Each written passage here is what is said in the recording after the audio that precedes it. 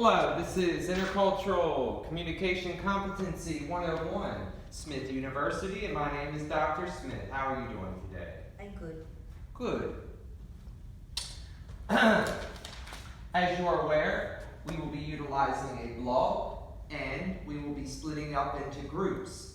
The goal here is to increase intercultural competency and to increase your cultural sensitivity, to reduce the apprehensions that you have when communicating with individuals from another culture, because they may be foreign to you. You may not understand some of their nonverbal gestures. You may not understand what they believe or what they value, hence how they think and their thoughts. So in this class, we will go over some things that help us become aware of the differences among us and in the world.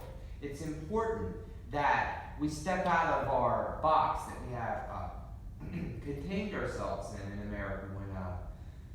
It's important that we realize that we are not the only individuals on earth. And communication is so important.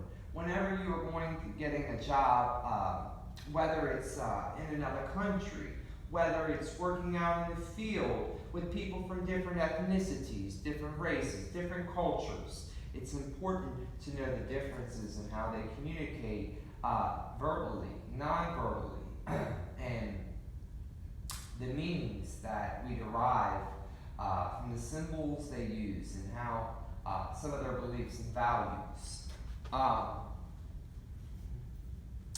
And remember, the goal here is to reduce your anxiety. When we think about intercultural communication, often there's three dimensions to that. There's a behavioral dimension, there is an affective dimension, and there's a cognitive dimension. So how we think when we are communicating with someone, and maybe they're looking down at the floor because they may be from a collectivistic culture, and I'm a person of authority, so they would not look at me directly in the eye. They might be looking at the floor. It's important that we realize those differences, because in America, you would have just offended me had you looked down at the floor when I was speaking to you. So it's important to realize these differences.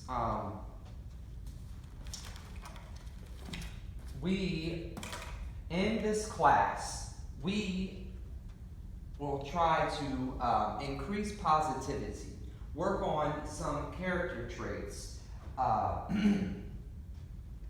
which kind of get in the way of communicating with individuals.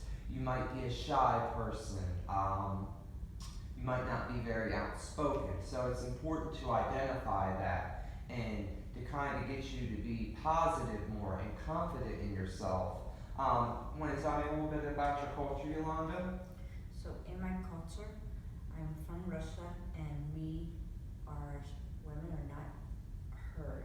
We just stay to ourselves and we don't speak.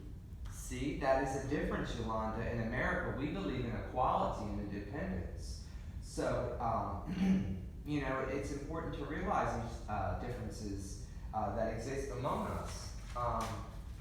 What I want you to do, I have an assignment for you, for everyone in the class, and this will identify if you have a high level of communication apprehension when you have to communicate with someone from a different culture.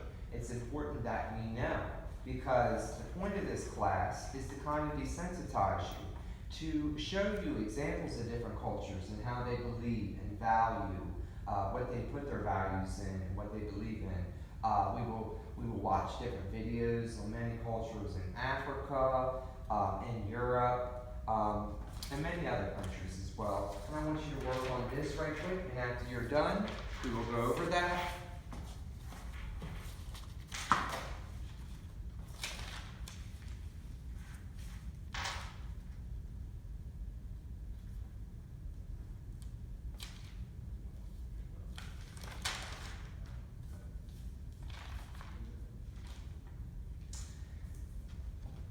Now you can stop right there, Yolanda, for a second.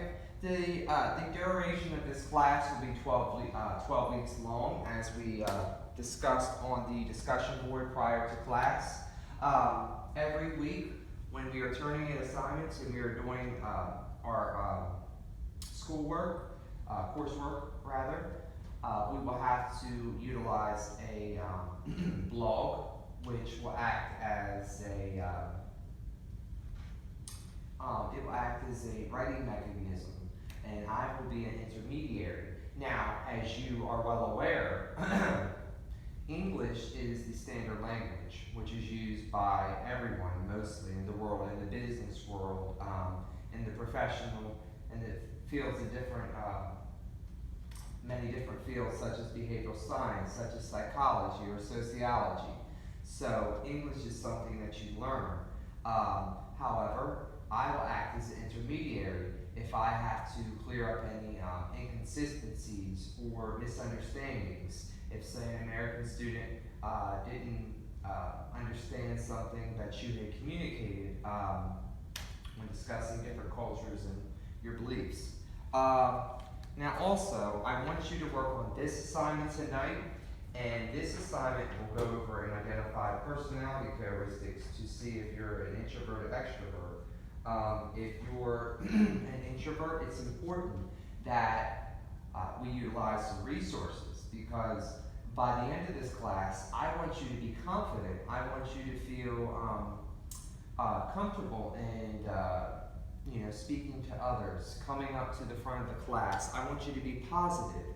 And part about being a good communicator is knowing the subject material and being confident when you speak. So when you come up to the class, you should have a good idea of what you want to say. And also, part of being a good communicator is being mindful. Being mindful of the differences that exist in the room. Such as the culture that I come from. I come from the American culture, so I'm a very direct person when I'm speaking verbally. Also, I get direct eye contact. It's important that I know that you may come from a collectivistic culture, and you, when communicating with someone of higher authority, you may look down, and it's important that we understand that, because the part of my cognitive dimension of communication will kick in and say, Yolanda is from a collectivistic culture. She's not being impolite.